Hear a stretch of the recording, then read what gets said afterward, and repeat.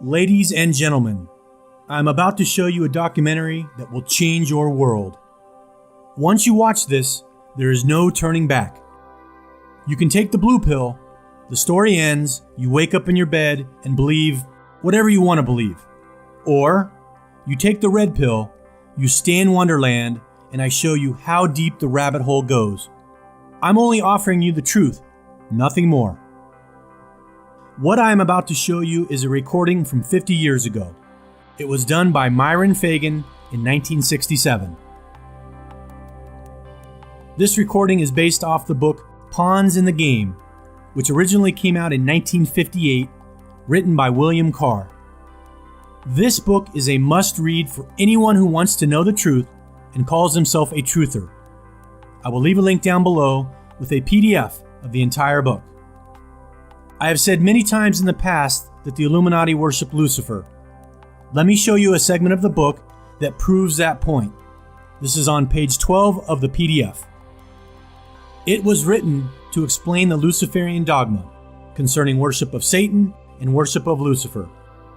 In it, he said in part, "That which we say to the crowd is, we worship God, but it is the God that one worships without superstition.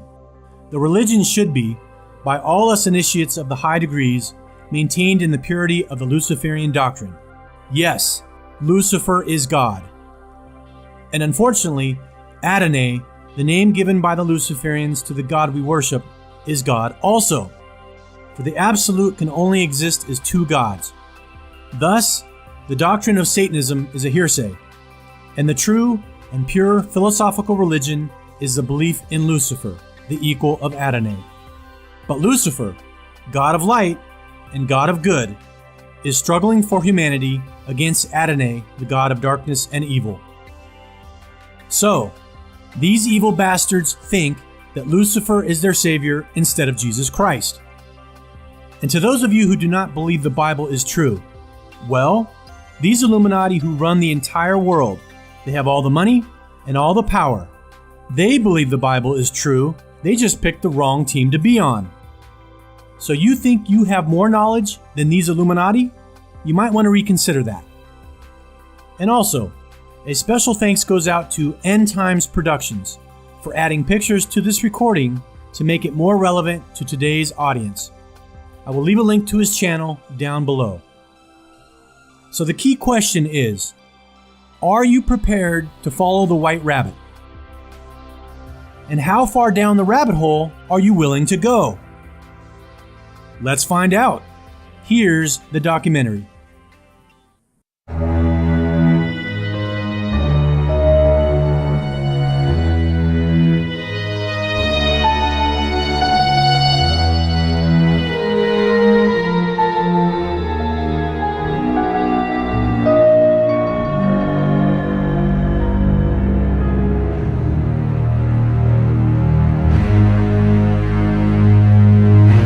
This satanic plot was launched back in the 1760s when it first came into existence under the name of the Illuminati.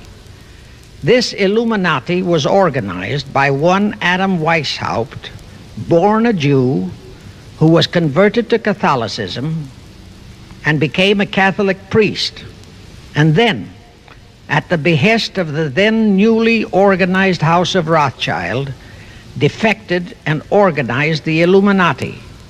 Naturally, the Rothschilds financed that operation. And every war since then, beginning with the French Revolution, has been promoted by the Illuminati, operating under various names and guises. I say under various names and guises because after the Illuminati was exposed and became too notorious, Weishaupt and his co-conspirators began to operate under various other names. In the United States, immediately after World War I, they set up what they called the Council on Foreign Relations, commonly referred to as the CFR. And this CFR is actually the Illuminati in the United States. And its hierarchy, the masterminds in control of the CFR, to a very great extent are the descendants of the original Illuminati conspirators. But to conceal that fact, most of them changed their original family names to American-sounding names. For example, the true name of the Dillons, Clarence and Douglas Dillon, once Secretary of the U.S. Treasury Department, is Lepowski. I'll come back to all this later. There is a similar establishment of the Illuminati in England, operating under the name of the British Institute of International Affairs. There are similar secret Illuminati organizations in France, Germany, and other nations operating under different names. And all these organizations, including the CFR, continuously set up numerous subsidiary or front organizations that are infiltrated into every phase of the various nations' affairs. But at all times, the operations of these organizations were and are masterminded and controlled by the internationalist bankers, who in turn were and are controlled by the Rothschilds. One branch of the Rothschild family had financed Napoleon. Another branch of the Rothschilds, both branches the real masterminds of the Illuminati, financed Britain, Germany, and the other nations in the Napoleonic Wars. Immediately after the Napoleonic Wars, the Illuminati assumed that all the nations were so destitute and so weary of wars that they'd be glad for any solution. So the Rothschild stooges set up what they called the Congress in Vienna, and at that meeting they tried to create the first League of Nations, their first attempted one world government, on the theory that all the crowned heads of the European governments were so deeply in debt to them that they would willingly or unwillingly serve as their stooges. But the Tsar of Russia caught the stench of the plot and completely torpedoed it. The enraged Nathan Rothschild, then the head of that dynasty, vowed that someday he or his descendants would destroy the Tsar and his entire family. And his descendants did accomplish that very threat in 1917. At this point, bear in mind that the Illuminati was not set up to operate on a short-range basis. Normally, a conspirator of any type enters into a conspiracy with the expectation of achieving his objective during his own lifetime. But that was not the case with the Illuminati. True, they hoped to accomplish their objective during their lifetime. But, paraphrasing The Show Must Go On, the Illuminati operates on the very long-range basis. Whether it will take scores of years or even centuries, they have dedicated their descendants to keep the plot boiling until they hope the conspiracy is achieved. Now let's go back to the birth of the Illuminati. Adam Weishaupt was a Jesuit-trained professor of canon law, teaching in Ingolstadt University when he defected from Christianity to embrace the Luciferian conspiracy. It was in 1770 that the professional moneylenders, the then recently organized House of Rothschild, retained him to revise and modernize the age-old protocols of Zionism, which from the outset was designed to give the synagogue of Satan, so named by Jesus Christ, ultimate world domination, so they could impose the Luciferian ideology upon what would remain of the human race after the final social cataclysm by use of satanic despotism. Weishaupt completed his task May 1st, 1776. Now you know why May 1 is the great day with all communist nations to this very day. That was the day, May 1, 1776, that Weishaupt completed his plan and officially organized the Illuminati to put the plan into execution. That plan required the destruction of all existing governments and religions. That objective was to be reached by dividing the masses of people whom he, Weishaupt, termed Goyim, or human cattle, into opposing camps in ever-increasing numbers on political, social, economic, and other issues, the very conditions we have in our country today. The opposing sides were then to be armed and incidents provided which would cause them to fight and weaken themselves and gradually destroy national governments and religious institutions. Again, I say, the very conditions in the world today. Now, just why did the conspirators choose the word Illuminati for their satanic organization? Weishaupt himself said that the word is derived from Lucifer and means holders of the light, using the lie that his objective was to bring about a one-world government to enable those with mental ability to govern the world and prevent all wars in the future. In short, using the word peace on earth as his bait, exactly as that same bait, peace, was used by the 1945 conspirators to foist the United Nations on us. Weishaupt, financed, I repeat, by the Rothschilds, recruited some 2,000 paid followers. These included the most intelligent men in the fields of arts and letters, education, the sciences, finance, and industry. He then established lodges of the Grand Orient, Masonic lodges, to be their secret headquarters. And I again repeat that in all of this, he was acting under orders from the House of Rothschild. The main features of the Weishaupt plan of operation required his Illuminati to do the following things to help them to accomplish their purpose. Number one, use monetary and sex bribery to obtain control of men already in high places in the various levels of all governments and other fields of endeavor. Once influential persons had fallen for the lies, deceits, and temptations of the Illuminati, they were to be held in bondage by application of political and other forms of blackmail, threats of financial ruin, public exposure and physical harm, even death, to themselves and loved members of their families. Do you realize how many present top officials in our federal government in Washington are controlled in just that way by the CFR? Number two, Illuminati on the faculties of colleges and universities were to cultivate students possessing exceptional mental ability, belonging to well-bred families with international leanings, and recommend them for special training in internationalism. Such training was to be provided by granting scholarships to those selected by the Illuminists. That gives you an idea what a Rhodes Scholarship means. It means indoctrination into accepting the idea that only a one-world government can put an end to recurring wars and strife. That's how the United Nations was sold to the American people.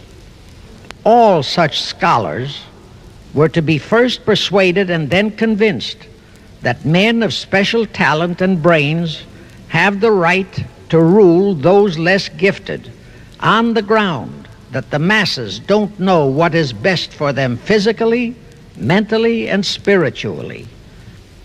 Number three, all influential people trapped into coming under the control of the Illuminati, plus the students who had been specially educated and trained, were to be used as agents and placed behind the scenes of all governments as experts and specialists, so they would advise the top executives to adopt policies which would, in the long run, serve the secret plans of the Illuminati one-world conspiracy and bring about the destruction of the governments and religions they were elected or appointed to serve. Number four, perhaps the most vital directive in Weishaupt's plan was to obtain absolute control of the press, at that time the only mass communications media, to distribute information to the public, so that all news and information could be slanted, so that the masses could be convinced that a one-world government is the only solution to our many and varied problems. Now do you know who owns and controls our mass communications media? I'll tell you, practically all the movie lots in Hollywood is owned by the Lehmans, Kuhn Loeb and Company, Goldman Sachs, and other internationalist bankers. All the national radio and TV channels in the nation are owned and controlled by those same internationalist bankers. The same is true of every chain of metropolitan newspapers and magazines, also of the press wire services, such as Associated Press, United Press International, etc. The supposed heads of all those media are merely the fronts for the internationalist bankers, who in turn compose the hierarchy of the CFR, today's Illuminati in America. Now can you understand why the Pentagon's press agent Sylvester so brazenly proclaimed that the government has the right to lie to the people? What he really meant was that our CFR-controlled government had the power to lie to and be believed by the brainwashed American people. And let's again go back to the first days of the Illuminati. Because Britain and France were the two greatest world powers in the late years of the 18th century, Weishaupt ordered the Illuminati to foment the colonial wars, including our Revolutionary War, to weaken the British Empire and organize the French Revolution to destroy the French Empire. He scheduled the French Revolution to start in 1789. However, in 1784, a true act of God placed the Bavarian government in possession of evidence which proved the existence of the Illuminati, and that evidence could have saved France if they, the French government, hadn't refused to believe it. Here is how that act of God happened. It was in 1874 that Weishaupt issued his orders for the French Revolution. A German writer named Zwack put it into book form. It contained the entire Illuminati story and Weishaupt's plans. A copy of this book was sent to the Illuminists in France, headed by Robespierre, whom Weishaupt had delegated to foment the French Revolution. The courier was struck and killed by lightning as he rode through Ralston on his way from Frankfurt to Paris. The police found the subversive documents on his body and turned them over to the proper authorities. After careful study of the plot, the Bavarian government ordered the police to raid Weishaupt's newly organized lodges of the Grand Orient and the homes of his most influential associates. All additional evidence thus discovered convinced the authorities the documents were genuine copies of the conspiracy by which the Illuminati planned to use wars and revolutions to bring about the establishment of a one-world government, the powers of which they, headed by the Rothschilds, intended to usurp as soon as it was established, exactly in line with the United Nations plot of today. In 1785, the Bavarian government outlawed the Illuminati and closed the lodges of the Grand Orient. In 1786, they published all the details of the conspiracy. The English title of that publication is The Original Writings of the Order and Sect of the Illuminati. Copies of the entire conspiracy were sent to all the heads of church and state in Europe. But the power of the Illuminati, which was actually the power of the Rothschilds, was so great that this warning was ignored. Nevertheless, Illuminati became a dirty word, and it went underground. At the same time, Weishaupt ordered Illuminists to infiltrate into the lodges of Blue Masonry and form their own secret societies within all secret societies. Only Masons who proved themselves internationalists and those whose conduct proved they had defected from God were initiated into the Illuminati.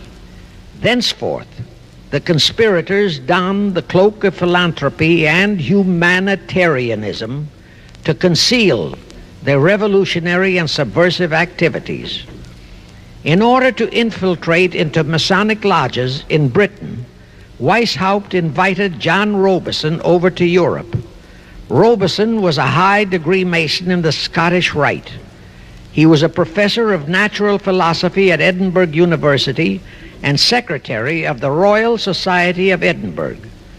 Robison did not fall for the lie that the objective of the Illuminati was to create a benevolent dictatorship, but he kept his reactions to himself so well that he was entrusted with a copy of Weishaupt's revised conspiracy for study and safekeeping.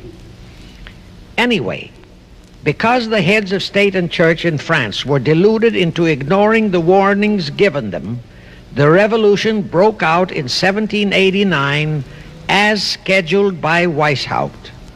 In order to alert other governments to their danger, in 1798 Robison published a book entitled Proof of a Conspiracy to Destroy All Governments and Religions. But his warnings were ignored, exactly as our American people have been ignoring all warnings about the United Nations and the Council on Foreign Relations, the CFR. Now here is something that will stun and very likely outrage many who hear this, but there is documentary proof that our own Thomas Jefferson and Alexander Hamilton became students of Weishaupt's. Jefferson was one of Weishaupt's strongest defenders when he was outlawed by his government. And it was Jefferson who infiltrated the Illuminati into the then newly organized lodges of the Scottish Rite in New England. Here is the proof. In 1789, John Robison warned all Masonic leaders in America that the Illuminati had infiltrated into their lodges. And on July 19, 1789, David Papin, president of Harvard University, issued the same warning to the graduating class and lectured them on the influence Illuminism was acquiring on American politics and religion. And to top it off, John Quincy Adams, who had organized the New England Masonic lodges, issued his warnings. He wrote 3 letters to Colonel William L. Stone, a top Mason, in which he exposed how Jefferson was using Masonic lodges for subversive, Illuministic purposes. Those 3 letters are at this very time in Rittenberg Square Library in Philadelphia. In 1826, one Captain William Morgan decided it was his duty to inform all Masons and the general public what the full truth was regarding the Illuminati, their secret plans and intended objectives, also reveal the identities of the masterminds of the conspiracy. The Illuminati promptly tried Morgan in absentia and convicted him of treason. They ordered one Richard Howard, an English Illuminist, to carry out their sentence of execution as a traitor. Morgan was warned and he tried to escape to Canada, but Howard caught up with him near the border, near the Niagara Gorge to be exact, where he murdered him. This was verified in a sworn statement made in New York by one Avery Allen to the effect that he heard Howard render his report of the execution to a meeting of Knights Templars in St. John's Hall, New York. He also told how arrangements had been made to ship Howard back to England. That Allen affidavit is on record in New York City archives. Very few Masons and very few of the general public know that general disapproval over that incident of murder caused approximately half of all the Masons in the northern jurisdiction of the United States to secede.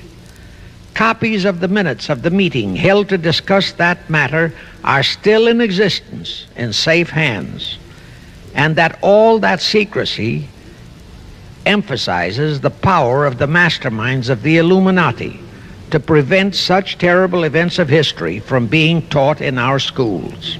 The Rothschilds decided that to keep the plot alive, they'd have to do it by heightening their control of the money systems of the European nations. Earlier, by a ruse, the outcome of the Battle of Waterloo had been falsified. Rothschild had spread a story that Napoleon had won that battle. That had precipitated a terrific panic on the stock market in England. All stocks had plummeted down to practically zero, and Nathan Rothschild bought all the stocks for virtually a penny on its dollar values. That gave him complete control of the economy of Britain and virtually of all Europe. So immediately after that Congress in Vienna had boomeranged, Rothschild forced Britain to set up a new Bank of England, which he absolutely controlled. Exactly as later, through Jacob Schiff, he engineered our own Federal Reserve Act, which gave the House of Rothschild a secret control of the economy in the United States. Weishaupt died in 1830, but prior to his death, he prepared a revised version of the age-old conspiracy, the Illuminati, which, under various aliases, was to organize, finance, direct, and control all international organizations and groups by working their agents into executive positions at the top. In the United States, we have Woodrow Wilson, Franklin Roosevelt, Jack Kennedy, Johnson, Rusk, McNamara, Fulbright, etc. as prime examples. In addition, while Karl Marx was writing the Communist Manifesto under the direction of one group of Illuminists, Professor Karl Ritter of Frankfurt University was writing the antithesis under direction of another group. The idea was that those who direct the overall conspiracy could use the differences in those two so-called ideologies to enable them to divide larger and larger members of the human race into opposing camps so that they could be armed and then brainwashed into fighting and destroying each other, and particularly to destroy all political and religious institutions. The work Ritter started was continued after his death and completed by the German so-called philosopher Friedrich Wilhelm Nietzsche, who founded Nietzscheism. This Nietzscheism was later developed into fascism and then into Nazism, and was used to foment World Wars I and II. In 1834, the Italian revolutionary leader Giuseppe Mazzini was selected by the Illuminati to direct their revolutionary program throughout the world. He served in that capacity until he died in 1872. But some years before he died, Mazzini had enticed an American general named Albert Pike into the Illuminati. Pike was fascinated by the idea of a one-world government, and ultimately he became the head of this Luciferian conspiracy. Between 1859 and 1871, Pike, worked out a military blueprint for 3 world wars and various revolutions throughout the world. Again, I remind that these conspirators were never concerned with immediate success. They always operated on a long-range view. Pike did most of his work in his home in Little Rock, Arkansas. But a few years later, when the Illuminati's lodges of the Grand Orient became suspect and repudiated because of Mazzini's revolutionary activities in Europe, Pike organized what he called the New and Reformed Palladian Rite. He set up 3 supreme councils, one in Charleston, South Carolina, one in Rome, Italy, and the 3rd in Berlin, Germany. He had Mazzini establish 23 subordinate councils in strategic locations throughout the world. These have been the secret headquarters of the world revolutionary movement ever since. Long before Marconi invented radio, the scientists in the Illuminati had found the means for Pike and the heads of his councils to communicate secretly.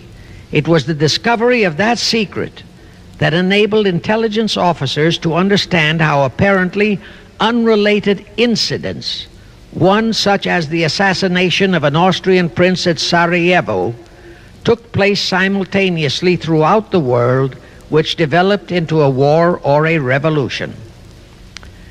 Pike's plan was as simple as it has proved effective. It called for communism, Nazism, political Zionism, and other international movements be organized and used to foment 3 global world wars and at least 2 major revolutions.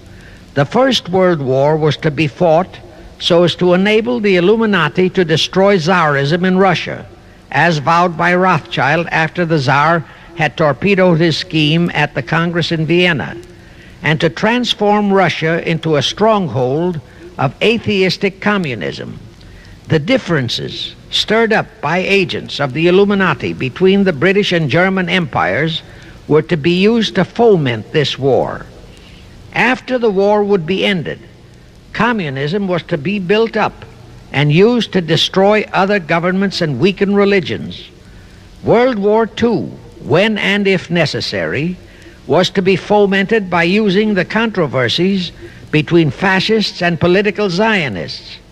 And here let it be noted that Hitler was financed by Krupp, the Warburgs, the Rothschilds, and other internationalist bankers, and that the slaughter of the supposed 600,000 Jews by Hitler didn't bother the Jewish internationalist bankers at all. That slaughter was necessary in order to create worldwide hatred of the German people and thus bring about the war against them. In short, this Second World War was to be fought to destroy Nazism and to increase the power of political Zionism so that the State of Israel could be established in Palestine. As we know now, Roosevelt, Churchill, and Stalin put that exact policy into effect, and Truman, Eisenhower, Kennedy, and Johnson continued that same exact policy. World War III is to be fomented by using the so-called controversies the agents of the Illuminati, operating under whatever new name, are now stirring up between the political Zionists and the leaders of the Muslim world. That war is to be directed in such a manner that all of Islam and political Zionism, Israel, will destroy each other, while at the same time the remaining nations, once more divided on this issue, will be forced to fight themselves into a state of complete exhaustion, physically, mentally, spiritually, and economically. Now, can any thinking person doubt that the intrigue now going on in the Near, Middle, and Far East is designed to accomplish that satanic objective? Pike himself foretold all this in a statement he made to Mazzini on August 15, 1871. Pike stated, "Those who will inspire to undisputed world domination will provoke the greatest social cataclysm the world has ever known." Quoting his own words, taken from the letter he wrote to Mazzini, and which letter is now catalogued in the British Museum in London, England, he said, "We shall unleash the nihilists and the atheists, and we shall provoke a great social cataclysm which in all its horror will show clearly to all nations the effect of absolute atheism, the origin of savagery and of most bloody turmoil. Then everywhere the people forced to defend themselves against the world minority of revolutionaries will exterminate those destroyers of civilization, and the multitudes disillusioned with Christianity, whose deistic spirits will be from that moment on without direction and leadership, and anxious for an ideal but without knowledge where to send its adoration, will receive the true light through the universal manifestation of the pure doctrine of Lucifer, brought finally out into public view, a manifestation which will result from a general reactionary movement which will follow the destruction of Christianity and atheism, both conquered and exterminated at the same time. When Mazzini died in 1872, Pike made another Italian revolutionary leader named Adrian Lemmi his successor. Lemmi, in turn, was succeeded by Lenin and Trotsky, then by Stalin. The revolutionary activities of all those men were financed by British, French, German, and American international bankers, all of them dominated by the House of Rothschild. We are supposed to believe that the international bankers of today, like the money changers of Christ's day, are only the tools or agents of the great conspiracy, but actually they are the masterminds behind all of it. While the general public has been brainwashed by all the mass communications media, the actual fact is that both British and American intelligence officers have authentic documentary evidence that international liberals operating through their international banking houses, particularly the House of Rothschild, have financed both sides in every war and revolution since 1776. Those who today comprise the conspiracy, the CFR in the United States, direct our governments, whom they hold in usury through such methods as the Federal Reserve System in America, to fight wars such as Vietnam, created by the United Nations, so as to further Pike's Illuminati plans to bring the world to that stage of the conspiracy. The headquarters of the great conspiracy in the late 1700s was in Frankfurt, Germany, where the House of Rothschild had been established by Mayer Anschelm, who adopted the Rothschild name and linked together other international financiers who had literally sold their souls to the devil. After the Bavarian government's exposure in 1786, the conspirators moved their headquarters to Switzerland, then to London. Since World War II, after Jacob Schiff, the Rothschild's boy in America, died, the headquarters of the American branch has been in the Harold Pratt Building, New York, and the Rockefellers, originally protégés of Schiff, have taken over the manipulation of finances in America for the Illuminati. In the final phases of the conspiracy, the one world government will consist of the king dictator, head of the United Nations, the CFR, and a few billionaires, economists, and scientists who have proved their devotion to the great conspiracy. All others are to be integrated into a vast conglomeration of mongrelized humanity, actually slaves. Now let me show you how our federal government and the American people have been sucked into the one world takeover plot of the Illuminati great conspiracy. And always bear in mind that the United Nations was created to become the housing for that one world so-called liberal conspiracy. The real foundations of the plot for the takeover of the United States were laid during the period of our Civil War. Not that Weishaupt and the earlier masterminds had ever overlooked the New World. As I have previously indicated, Weishaupt had his agents planted over here as far back as the Revolutionary War. But George Washington was more than a match for them. It was during the Civil War that the conspirators launched their first concrete efforts. We know that Judah Benjamin, chief advisor of Jefferson Davis, was a Rothschild agent. We also know that there were Rothschild agents planted in Abraham Lincoln's cabinet who tried to sell him into a financial dealing with the House of Rothschild. But old Abe saw through the scheme and bluntly rejected it, thereby incurring the undying enmity of the Rothschilds, exactly as the Russian Tsar did when he torpedoed their first League of Nations at the Congress in Vienna. Investigation of the assassination of Lincoln revealed that the assassin, Booth, was a member of a secret conspiratorial group. Because there were a number of highly important government officials involved, The name of the group was never revealed, and it became a mystery, exactly as the assassination of Jack Kennedy still is a mystery. The ending of the Civil War destroyed, temporarily, all chances of the House of Rothschild to get a clutch on our money system, such as they had acquired in Britain and other nations in Europe. I say temporarily because the Rothschilds and the masterminds of the conspiracy never quit. So they had to start from scratch, but they lost no time in getting started. Shortly after the Civil War, a young immigrant who called himself Jacob H. Schiff arrived in New York. Jacob was a young man with a mission for the House of Rothschild. Jacob was the son of a rabbi, born in one of Rothschild's houses in Frankfurt, Germany. I won't go deeply into his background.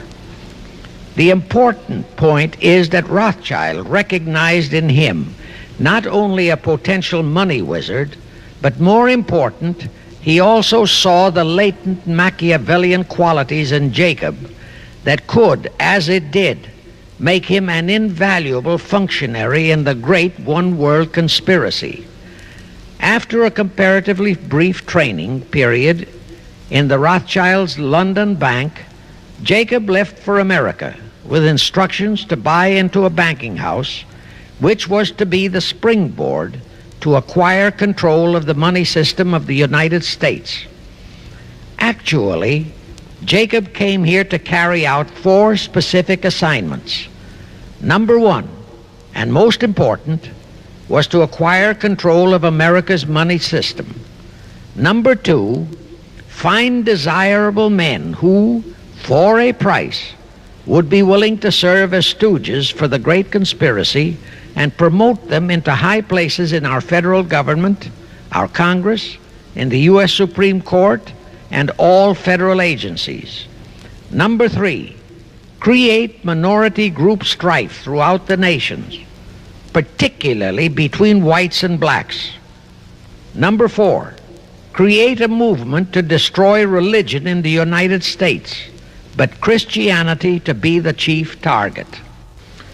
Now, the vast majority of the American people think that the Federal Reserve System is a United States government-owned agency. That is positively false.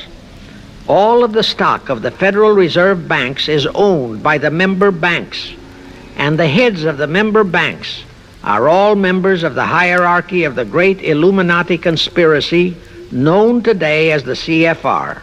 The details of that act of treason in which many traitorous so-called Americans participated are far too long for this recording. Now, if you think that those aliens and their by accident of birth American co-conspirators would be content with just the control of our money system, you're in for another very sad shock. The Federal Reserve System gave the conspirators complete control of our money system, but it in no way touched the earnings of the people, because the Constitution positively forbids what is now known as the 20% withholding tax. But the Illuminati blueprint for one-world enslavement called for the confiscation of all private property and control of individual earning powers. This, and Karl Marx stressed that feature in his blueprint, had to be accomplished by a progressive graduated income tax. As I stated, such a tax could not lawfully be imposed upon the American people. It is succinctly and expressly forbidden by our Constitution. Thus, only an amendment to the Constitution could give the federal government such confiscatory powers. Well, that too was not an insurmountable problem for our Machiavellian plotters. The same elected leaders in both houses of Congress and the same Mr. Woodrow Wilson, who signed the infamous Federal Reserve Act into law, amended the Constitution to make the federal income tax, known as the 16th Amendment, a law of the land. Both are illegal under our Constitution.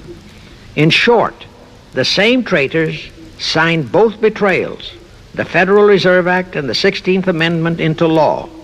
However, it seems that nobody ever realized that the 16th Amendment was set up to rob and I do mean rob, the people of their earnings via the income tax provision.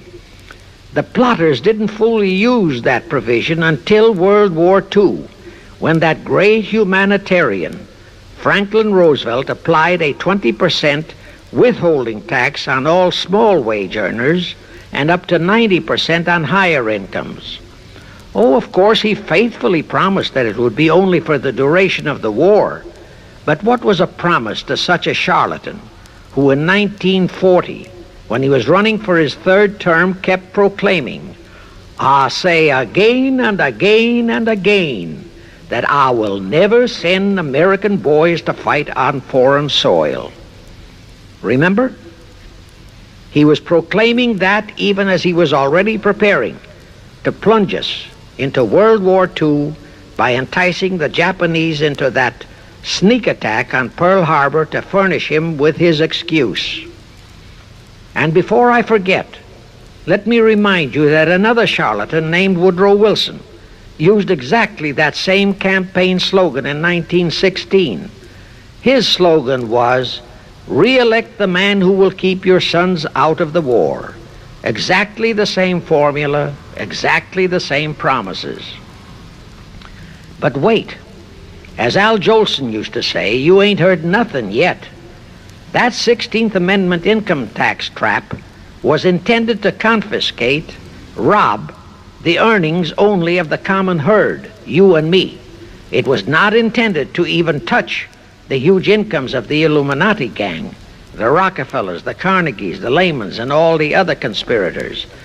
So together with that 16th Amendment, they created what they called the tax-free foundations. That would enable the conspirators to transform their huge wealth into such so-called foundations and avoid payment of virtually all income taxes. The excuse for it was that the earnings of those tax-free foundations would be devoted to humanitarian philanthropy. So we now have the several Rockefeller foundations, the Carnegie Endowment Fund, the Ford Foundation, the Mellon Foundation, and hundreds of similar tax-free foundations. And what kind of philanthropy do these foundations support? Well, they finance all the civil rights groups that are creating all the chaos and rioting all over the country. In short, the tax-free foundation finance those who are doing the job for the Illuminati Great Conspiracy. Our CFR Illuminati-controlled federal government can grant tax-free status to all foundations and pro-red one-world outfits, such as the Fund for the Republic. But if you, or a patriotic pro-organization, is too outspokenly pro-American, they can terrify and intimidate you by finding a misplaced comma in your income tax report and by threatening you with penalties, fines, and even prison. Future historians will wonder how the American people could have been so naive and stupid as to have permitted such audaciously brazen acts of treason as the Federal Reserve Act and the 16th Amendment. Well, they were not naive and they were not stupid. The answer is they trusted the men they elected to safeguard our country and our people, and they just didn't have even an inkling about either betrayal until after each one had been accomplished. It was the Illuminati-controlled mass communications media that kept and is keeping our people naive and stupid and unaware of the treason being committed.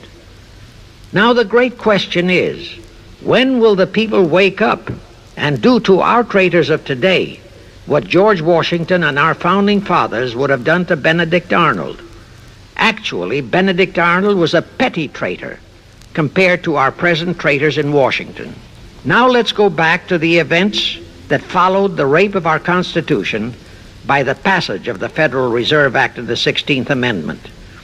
With Wilson completely under their control, the masterminds of the Great Conspiracy put in motion their next and what they hoped would be their final steps to achieve their one-world government. The first of those steps was to be World War I.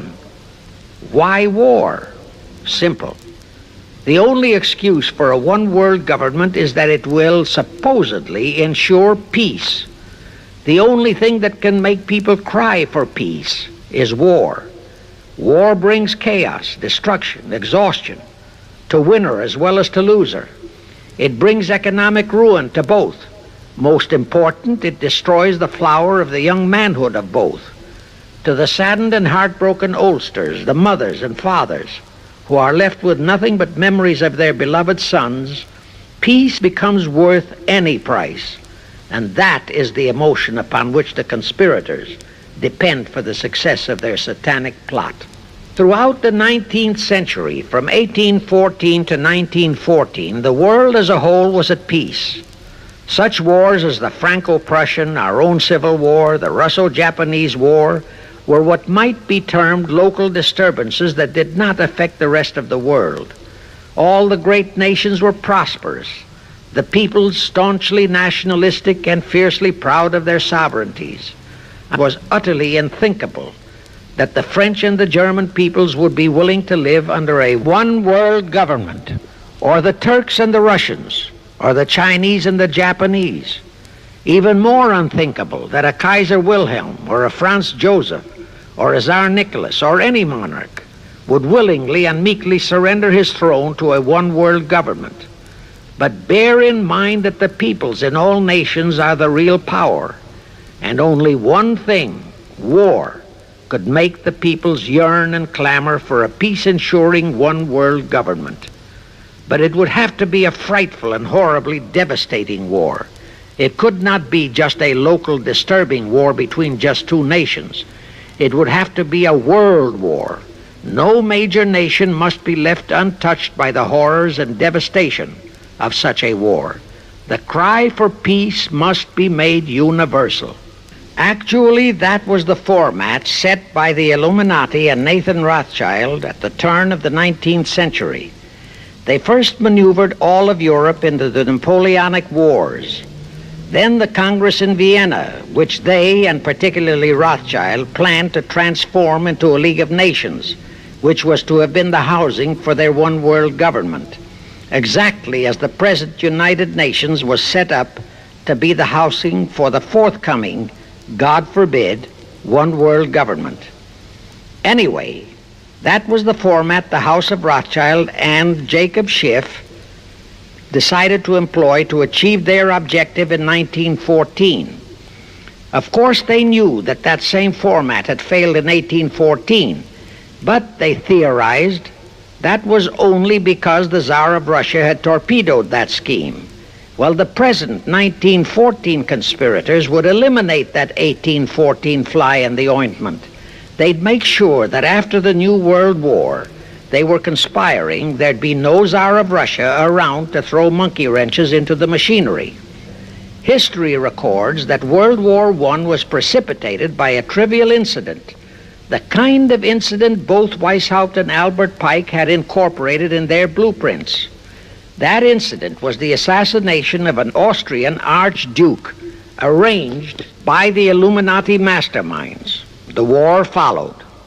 It involved Germany, Austria-Hungary, and their allies, so-called the Axis powers, against France, Britain, and Russia, called the Allies. Only the United States was not involved during the first 2 years. By 1917, the conspirators had achieved their primary objective. All of Europe was in a state of destitution. All the peoples were war-weary and crying for peace. And the outcome, too, was all set.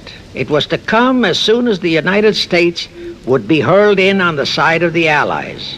And that was all set to happen immediately after Wilson's re-election.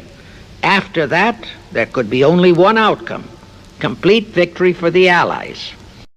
When Wilson was campaigning for re-election in 1916, his chief appeal was, "Re-elect the man who will keep your sons out of the war."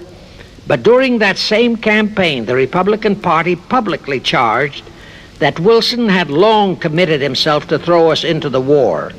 They charged that if he would be defeated, he would accomplish that act during his few remaining months in office.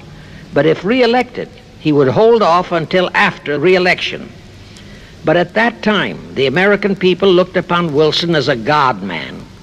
Well, Wilson was reelected, and as per the schedule of the conspirators, he hurled us into the war in 1917.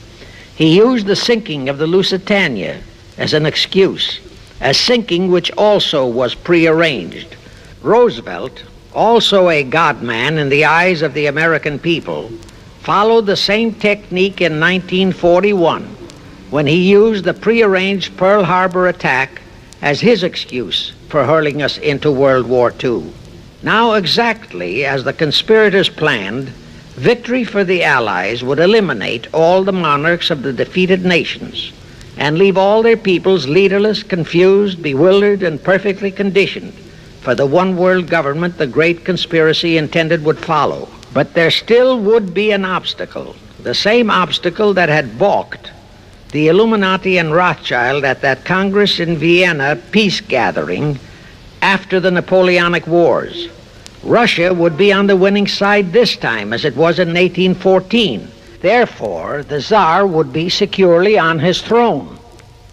Here it is pertinent to note that Russia, under the Tsarist regime, had been the one country in which the Illuminati had never made any headway, nor had the Rothschilds ever been able to infiltrate their banking interests. Thus, a winning Tsar would be more difficult than ever to cope with. Even if he could be enticed into a so-called League of Nations, it was a foregone conclusion that he would never, but never go for a one-world government. So even before the outbreak of World War I, the conspirators had a plan in the making to carry out Nathan Rothschild's vow of 1814 to destroy the Tsar and also murder all possible royal heirs to the throne. And it would have to be done before the close of the war, and the Russian Bolsheviki were to be their instruments in this particular plot. From the turn of the century, the chiefs of the Bolsheviki were Nikolai Lenin, Leon Trotsky, and later Joseph Stalin. Of course, those were not their true family names. Prior to the outbreak of the war, Lenin headquartered in Paris. After the outbreak, Switzerland became his haven. Trotsky's headquarters were on the Lower East Side in New York, largely the habitat of Russian Jewish refugees. Both Lenin and Trotsky were similarly bewhiskered and unkempt. In those days, that was the badge of Bolshevism. Both lived well, yet neither had a regular occupation. Neither had any visible means of support, yet both always had plenty of money. All those mysteries were solved in 1917. Right from the outset of the war, strange and mysterious goings-on were taking place in New York. Night after night, Trotsky darted furtively in and out of Jacob Schiff's palatial mansion. And in the dead of those same nights, there were gatherings of hoodlums of New York's Lower East Side, all of them Russian refugees, at Trotsky's headquarters, and all were going through some mysterious sort of training process. But it was all shrouded in mystery. Nobody talked, although it did leak out that Schiff was financing all of Trotsky's activities. Then suddenly Trotsky vanished. So did approximately 300 of his trained hoodlums. Actually, they were on the high seas in a Schiff-chartered ship bound for a rendezvous with Lenin and his gang in Switzerland. And on that ship was $20 million in gold, the $20 million Schiff provided to finance the Bolsheviki takeover of Russia. In anticipation of Trotsky's arrival, Lenin prepared to throw a party in his Switzerland hideaway. Men of the very highest places in the world were to be guests at that party. Among them were the mysterious Colonel Edward Mandel House, Woodrow Wilson's mentor and palsy-walsy, and more important, Schiff's special and confidential messenger. Another of the expectant guests was Warburg of the Warburg banking clan in Germany, who were financing the Kaiser, and whom the Kaiser had rewarded by making him chief of the secret police of Germany. In addition, there were the Rothschilds of London and Paris, also Litvinov, Kaganovich, Stalin, who was then head of a train and bank-robbing gang of bandits. He was known as the Jesse James of the Urals. And here I must remind that England and France were then long in war with Germany, and that on February 3, 1917, Wilson had broken off all diplomatic relations with Germany. Therefore, Warburg, Colonel House, the Rothschild, and all those others were enemies. But of course, Switzerland was neutral ground where enemies could meet and be friends, especially if they had some scheme in common. That Lenin party was very nearly wrecked by an unforeseen incident. The Schiff-chartered ship on its way to Switzerland was intercepted and taken into custody by a British warship. But Schiff quickly rushed orders to Wilson to order the British to release the ship intact with the Trotsky hoodlums and the gold. Wilson obeyed. He warned the British that if they refused to release the ship, the United States would not enter the war in April as he had faithfully promised a year earlier. The British heeded the warning. Trotsky arrived in Switzerland, and the Lenin party went off as scheduled. But they still faced what ordinarily would have been the insurmountable obstacle of getting the Lenin-Trotsky band of terrorists across the border into Russia. Well, that's where Brother Warburg, chief of the German secret police, came in. He loaded all those thugs into sealed freight cars and made all the necessary arrangement for their secret entry into Russia. The rest is history. The revolution in Russia took place, and all members of the royal Romanov family were murdered. Now, my chief objective is to establish beyond even a remote doubt that communism, so-called, is an integral part of the Illuminati's great conspiracy for the enslavement of the entire world. That communism, so-called, is merely their weapon and bogeyman word to terrify the peoples of the whole world, and that the conquest of Russia and the creation of communism was in great part organized by Schiff and the other international bankers right in our own city of New York. Charlie Knickerbocker, a Hearst newspaper columnist, published an interview with John Schiff, grandson of Jacob, in which young Schiff confirmed the entire story and named the figure old Jacob contributed, $20 million. If anybody still has even a remote doubt that the entire menace of communism was created by the masterminds of the great conspiracy right in our own city of New York, I will cite the following historical fact. All records show that when Lenin and Trotsky engineered the capture of Russia, they operated as heads of the Bolsheviki party. Now, Bolshevism is a purely Russian word. The masterminds realized that Bolshevism could never be sold as an ideology to any but the Russian people. So in April 1918, Jacob Schiff dispatched Colonel House to Moscow with orders to Lenin, Trotsky, and Stalin to change the name of their regime to the Communist Party and to adopt the Karl Marx Manifesto as the constitution of the Communist Party. Lenin, Trotsky, and Stalin obeyed. And that year of 1918 was when the Communist Party and the menace of communism came into being. All this is confirmed in Webster's Collegiate Dictionary, 5th edition. In short, communism was created by the capitalists. Thus, until November 11, 1918, the entire fiendish plan of the conspirators worked perfectly.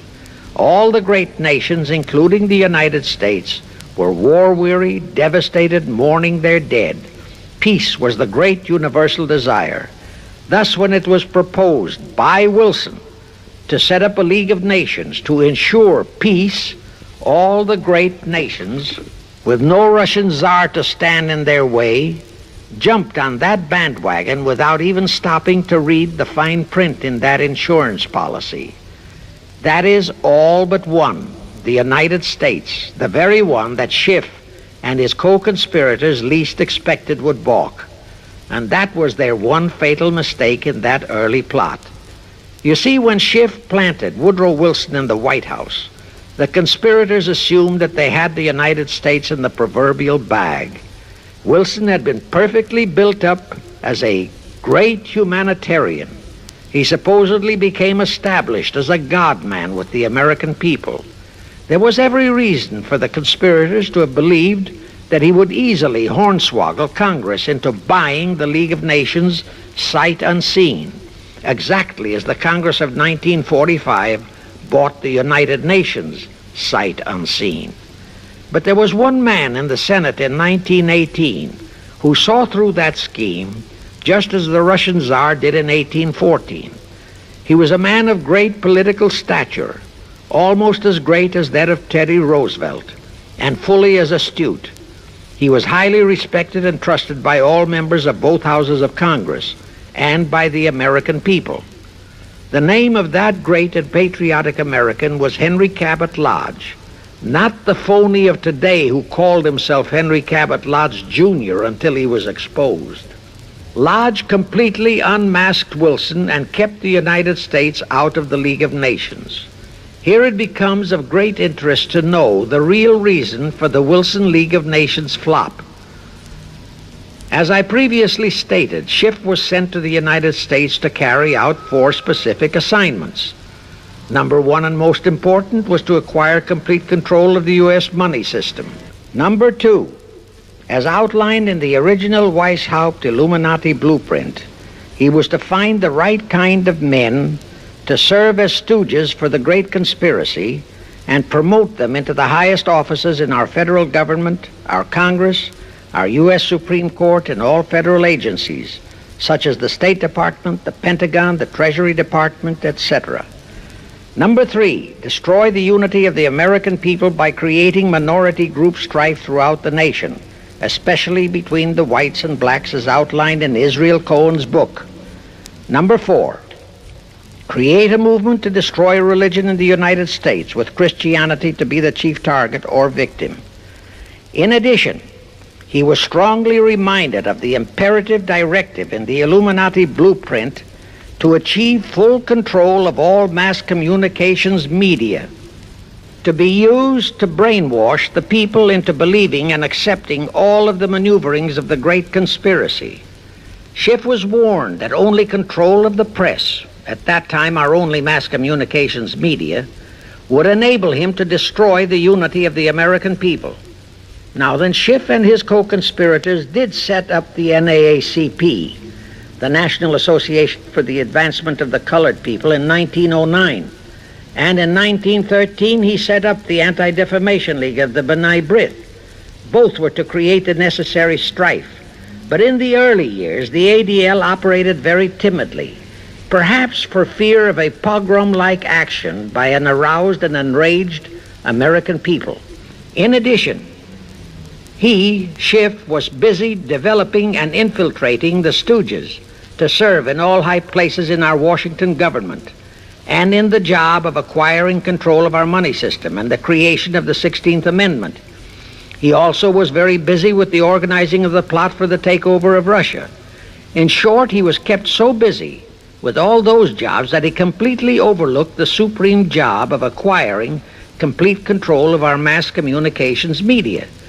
That oversight was the direct cause for Wilson's failure to lure the United States into the League of Nations, because when Wilson decided to go to the people to overcome the opposition of the Lodge-controlled Senate, despite his established but phony reputation as a great humanitarian, he found himself faced by a solidly united people and by a loyal press whose only ideology was Americanism and the American way of life. At that time, due to the ineptness and ineffectiveness of both the ADL and the NAACP, there were no organized minority groups, no Negro problems, no so-called anti-Semitic problem to sway the people's thinking. There were no lefts, there were no rights, no prejudices for crafty exploitations. Thus, Wilson's League of Nations appeals fell on deaf ears. The control of the press was assigned to Rockefeller. Thus, Henry Luce, who recently died, was financed to set up a number of national magazines, among them Life, Time, Fortune, and others, which publish USSR in America. The Rockefellers also directly or indirectly financed the Cowles Brothers Look magazine and a chain of newspapers. They also financed a man named Sam Newhouse to buy up and build a chain of newspapers all over the country. And the late Eugene Meyer, one of the founders of CFR, bought the Washington Post, Newsweek, the weekly magazine, and other publications. At the same time, CFR began to develop and nurture a new breed of scurrilous columnists and editorial writers, such as Walter Lippmann, Drew Pearson, the Alsops, Herbert Matthews, Irwin Canham, and others of that ilk, who called themselves liberals, who proclaimed that Americanism is isolationism, that isolationism is warmongerism, that anti-communism is anti-Semitism and racism. All that took time, of course, but today our entire press, except for some local small-town papers and weeklies published by patriotic organizations, is completely controlled by CFR stooges, and thus they finally succeeded in breaking us up into a nation of quarreling, wrangling, squabbling, hating factions. Now, if you still wonder about the slanted news and outright lies you read in your paper, you have the answer. To the Lehmans, Goldman Sachs, Kuhn Loeb, and the Warburgs, the CFR assigned the job of getting control of the motion picture industry, Hollywood, radio and television, and believe you me, they succeeded. If you still wonder about the strange propaganda broadcasts by the Ed Murrows, Chet Huntley, Howard K. Smith, Eric Sevareid, Drew Pearson, and others of that ilk, you have the answer. If you wonder about all the smut, sex, pornography, and mixed marriage films you see in your movie theater and on your TV set, all of which is demoralizing our youth, you have the answer. It tells in detail how the press, the movies, TV, and radio have been, and still are, used to brainwash the people, to demoralize our youth, and they have been and still are encouraging and creating sympathy for the rioting civil rights lawlessness. To the vast majority of the American people, our foreign policy for many years has been a complete enigma. Most of us simply can't understand why this great nation is seemingly floundering so helplessly in the art of diplomacy. We can't understand why our leaders are seemingly so confused and bewildered in all their dealings. Now I have one more vital message to deliver. As I told you, one of the 4 specific assignments Rothschild gave Jacob Schiff was to create a movement to destroy religion in the United States, with Christianity to be the chief target. For a very obvious reason, the Anti-Defamation League wouldn't dare to attempt it, because such an attempt could create the most terrible bloodbath in the history of the world, not only for the ADL and the conspirators, but for the millions of innocent Jews. Schiff turned that job over to Rockefeller for another specific reason. The destruction of Christianity could be accomplished only by those who are entrusted to preserve it, by the pastors, the men of the cloth. As a starter, John D. Rockefeller picked up a young so-called Christian minister by the name of Dr. Harry F. Ward, Reverend Ward, if you please. At that time, he was teaching religion at the Union Theological Seminary. Rockefeller found a very willing Judas in this reverend. Thereupon, in 1907, he financed him to set up the Methodist Foundation of Social Service. And Ward's job was to teach bright young men to become so-called ministers of Christ and to place them as pastors of churches. While teaching them to become ministers, the Reverend Ward also taught them how to very subtly and craftily preach to their congregations that the entire story of Christ is a myth, to cast doubts on the divinity of Christ, to cast doubts about the Virgin Mary. In short, to cast doubts on Christianity as a whole. It was not to be a direct attack, but much of it by crafty insinuation. that was to be applied in particular to the youth in the Sunday schools. Remember Lenin's statement, "Give me just one generation of youth and I'll transform the whole world." Then, in 1908, the Methodist Foundation of Social Service, which incidentally was America's first Communist Front organization, changed its name to the Federal Council of Churches. By 1950, the Federal Council of Churches was becoming very suspect. So in 1950, they changed the name to the National Council of Churches. Do I have to tell you more about how this National Council of Churches is deliberately destroying faith in Christianity? I don't think so. But this I will tell you. If you are a member of any congregation whose pastor and church are members of this Judas organization, your contributions are helping the Illuminati's plot to destroy religion and your faith in God and Jesus Christ. Thus you are deliberately delivering your children to be indoctrinated with disbelief in God and church, and which can easily transform them into atheists. Find out immediately if your church is a member of the National Council of Churches, and for the love of God and your children, if it is, withdraw from it at once. However, let me warn you, that same destroy religion process has been infiltrated into other denominations. But of course, there are many individual churches and pastors who are honest and sincere. Find one such for yourself and for your children.